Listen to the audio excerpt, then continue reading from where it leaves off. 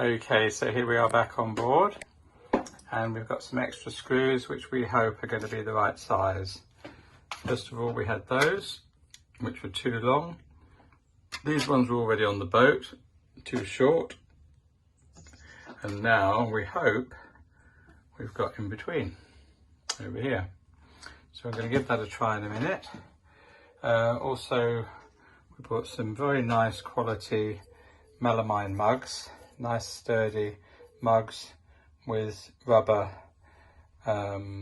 bases, so they're nice and grippy and they're not going to damage anything if they're hot, any of the surfaces.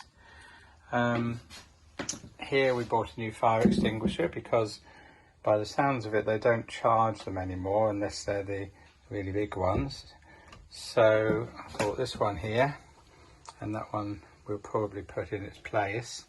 However, they did say that this one is probably all right because it's still in the green, but it's so old I thought, well, for the sake of £30 it's best to be safe and use that one as a spare, so we'll fit that one.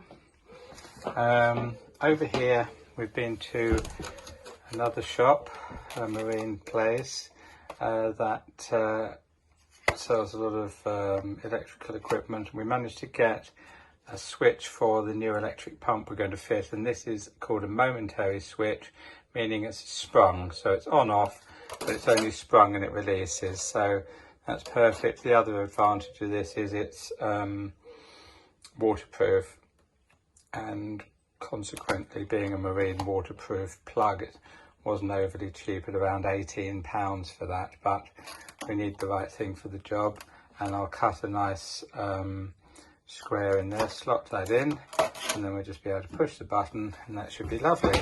So the pump is on order. We've got a nice pump on order which is self-priming because it's going to be also sucking in air as well as water when it gets to the end, when the sink's empty.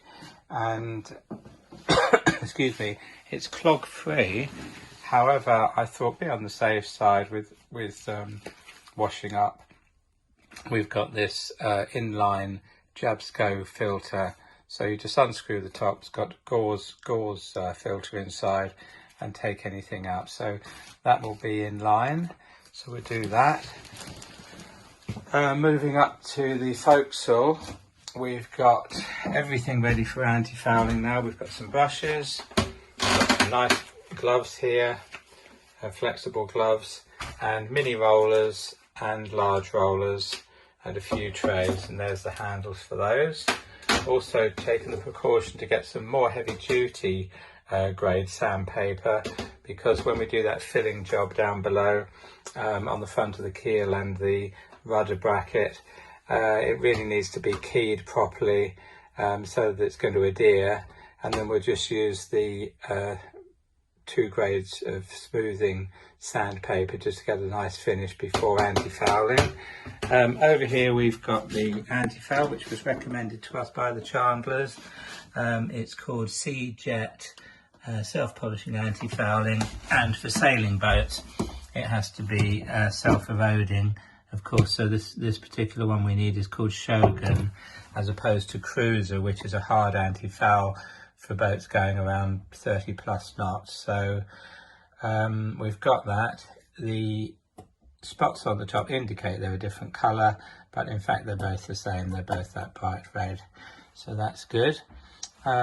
Incidentally, that anti-foul was in a survey came up the #1 in practical boat owners, so we're going to be quite interested to see how it goes. And the other thing is, with these more modern anti-fouls, they last longer out of the water. It used to be that you'd anti-foul a boat 1 to 2 days just prior to launching, but apparently, as I said, we'll only be in the water for 3 months before hauling out in Greece.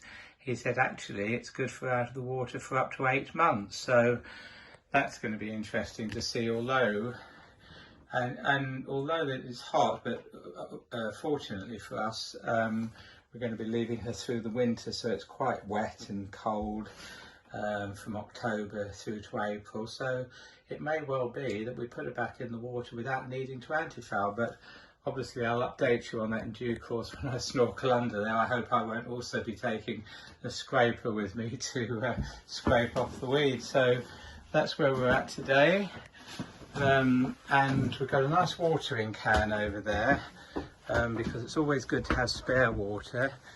And we'll have a trolley, because if we're not by a hose and we have to walk to a tap in quite a remote place, be it the islands or Greek islands or on the canals, then we've got this this watering can, so that's going to stay in the cockpit.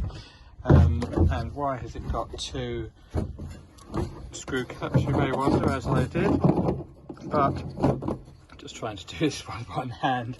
Let me see now, I'll put that down for a second, and separate the two.